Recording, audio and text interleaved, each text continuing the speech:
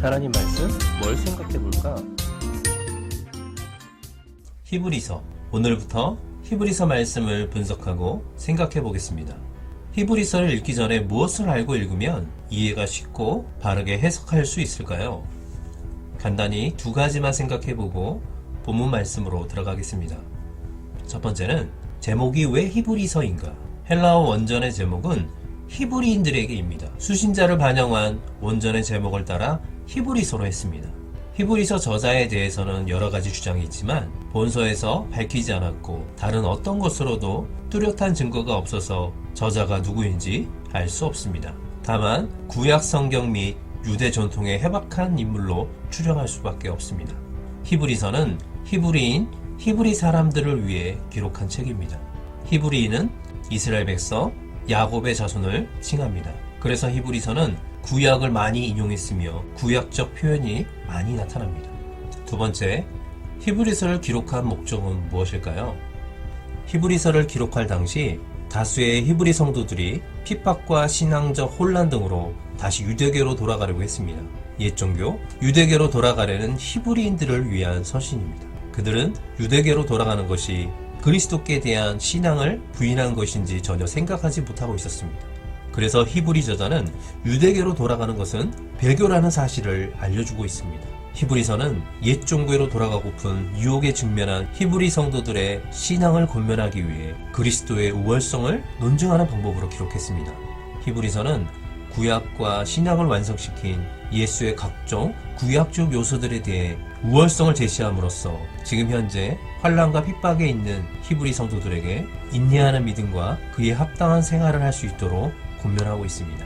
히브리서를 읽으면서 예수님이 어떤 분이신지, 그 예수를 우리가 어떻게 생각하고 신앙생활해야 되는지 바르게 알고 인내하며 믿음으로 이 땅을 살아갈 수 있는 저와 여러분이 될 수 있기를 축복합니다. 오늘은 히브리서 1장 1절에서 2장 4절까지 말씀을 분석하고 생각해 보겠습니다. 히브리서 1장 1절에서 2장 4절까지 말씀은 크게 세 단락으로 나눌 수 있습니다. 첫 번째 단락은 1장 1절에서 3절까지, 두 번째 단락은 4절에서 14절까지, 세 번째 단락은 2장 1절에서 2장 4절까지. 이제 각 단락을 보면서 분석하고 생각해 보겠습니다. 1절에서 3절까지, 마지막에는 아들을 통하여 말씀하셨다. 1절에 옛적의 선지자들을 통하여 여러 부분과 여러 모양으로 우리 조상들에게 말씀해 주셨다고 말씀합니다. 하나님은 선지자들을 통해서 직접 만나서 말씀해 주거나 꿈이나 환상, 여러 가지 모양을 통해서 부분적으로 하나님의 특별 계시가 있었다는 것입니다. 그런데 2절에서 이 모든 날 마지막에는 누구를 통해서? 아들을 통해서 말씀해 주셨다고 말씀합니다. 하나님의 특별 계시의 완성을 표현하고 있습니다. 이제 이 아들에 대해서 계속 이야기하고 있습니다. 이 아들을 만유의 상속자로 세우고 또 그로 말미암아 모든 세계를 지으셨느니라. 아들에 대한 소개입니다. 아들이 어떤 존재인지 이야기해주고 있습니다. 이는 아들은 하나님의 영광의 광채시요 그 본체의 형상이시라.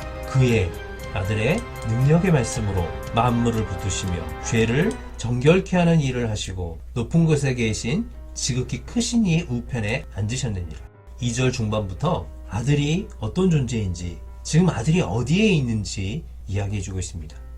하나님은 아들이 오기 전에 선지자들을 통해서 계시하셨던 구원의 역사를 아들을 통해서 최후에 완전히 계시하시고 그 계시를 완성하셨습니다. 아들을 통해서 그 모든 계시가 완성되었기 때문에 이제는 더 이상 하나님의 특별 계시가 필요 없게 되었습니다. 그 완성된 계시, 그 복음을 통해서 우리에게 계속 말씀해 주시기 때문입니다. 두 번째 단락은 아들은 천사보다 뛰어나시다.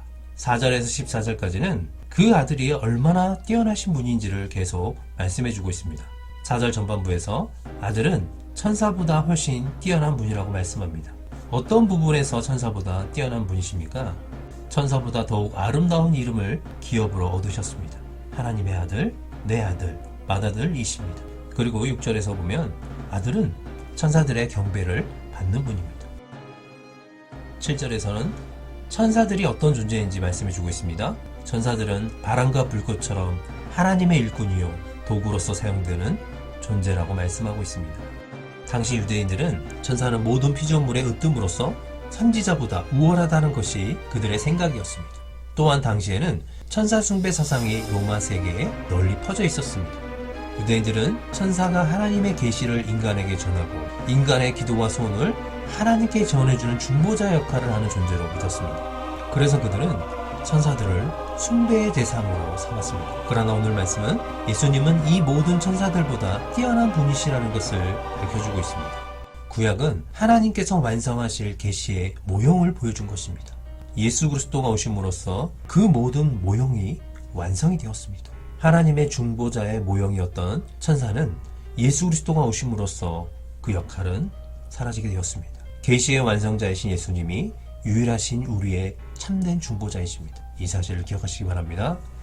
히브리서 저자는 예수님이 천사보다 뛰어나다는 것을 신분과 역할적인 면을 비교하면서 말씀해주고 있습니다. 천사는 하나님의 일꾼이지만 예수님은 하나님의 아들이셨습니다. 천사의 경배를 받는 분이십니다. 8절과 9절에서는 아들은 다스리는 자, 영원한 통치자란 사실을 밝혀주고 있습니다. 8절에서 아들에 관하여 아들은 그 보좌가 영원하며 공평으로 다스리는 통치자입니다. 아들은 의를 사랑하고 불법을 미워하기에 하나님이 그에게 왕으로 기름 부어 천사보다 높이셨습니다. 8절 9절은 아들의 나라의 성격과 통치자의 성품이 어떠한지 말씀해주고 있습니다. 이사야 선지자도 메시아의 통치에 관해서 이렇게 노래했습니다. 그 정사와 평강이 더함이 무궁하며 또 다윗의 왕자와 그의 나라에 군림하여 그 나라를 굳게 세우고 지금 이후로 영원히 정의와 공의로 그것을 보존하실 것이라. 만군의 여호와의 열심히 이를 이루시리라. 10절에서 12절까지는 아들은 창조주로서 모든 피조물과 달리 영존하신 분이라는 사실을 말씀해주고 있습니다.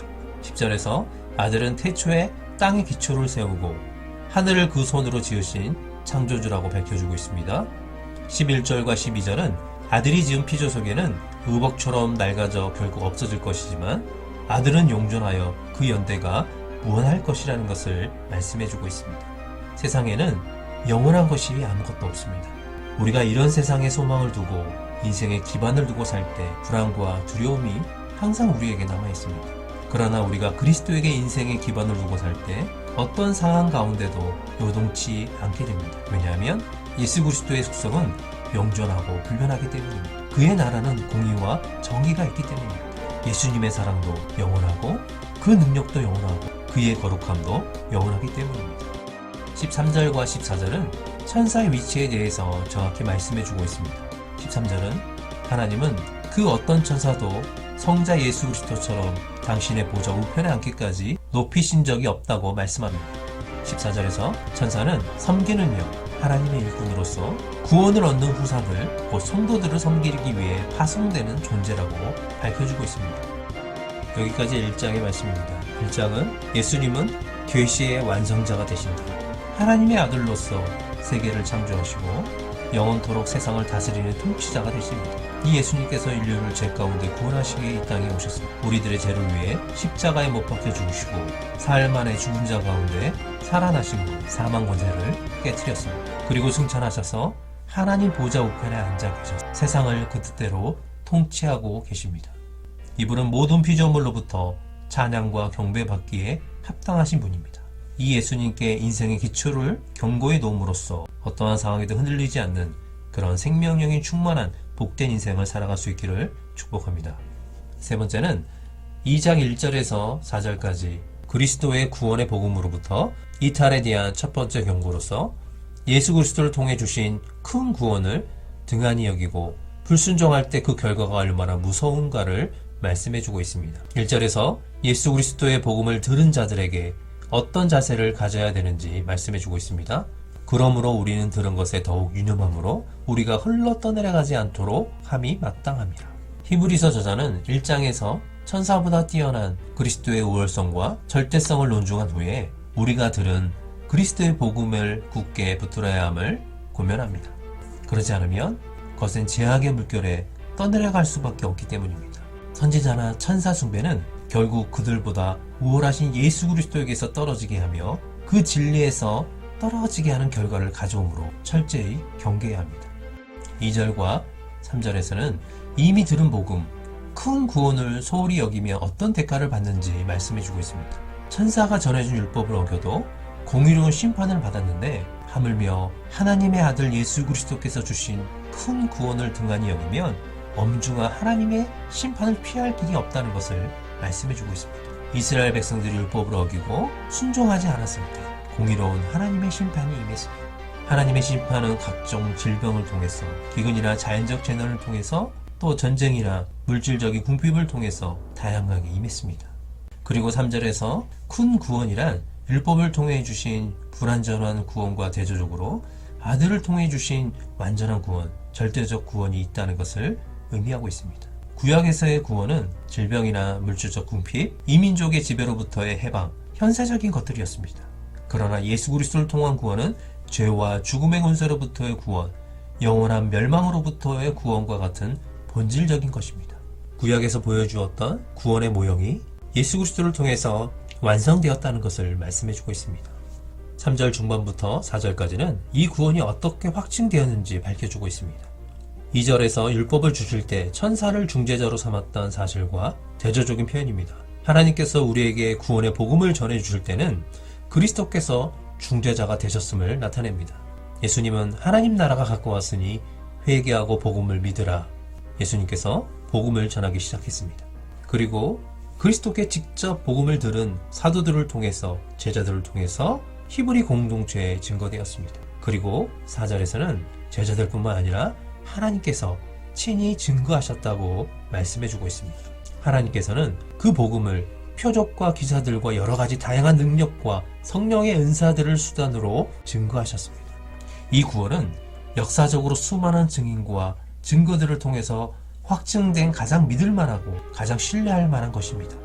그러므로 우리는 어떤 환난과 핍박과 유혹이 오더라도 이미 들은 예수 그리스도의 복음을 읽거나 소홀히 하지 않도록 우리 마음속 깊이 간직하여 생각하고 이전 상태로 떨어지지 않도록 해야 할 것입니다. 이 시대에는 히브리서가 기록될 때처럼 핍박은 없습니다. 그러나 신앙적 혼란과 유혹이 이 땅에 가득함을 알 수 있습니다. 세상의 즐거움과 가치관을 바라볼 때 우리는 흘러 떠내려갈 것입니다. 저와 여러분은 그리스도가 주신 이 큰 구원을 얼마나 깊이 생각하고 있습니까? 다시 한번 그리스도가 주신 이 큰 구원을 깊이 생각하는 저와 여러분 되시기를 축복합니다.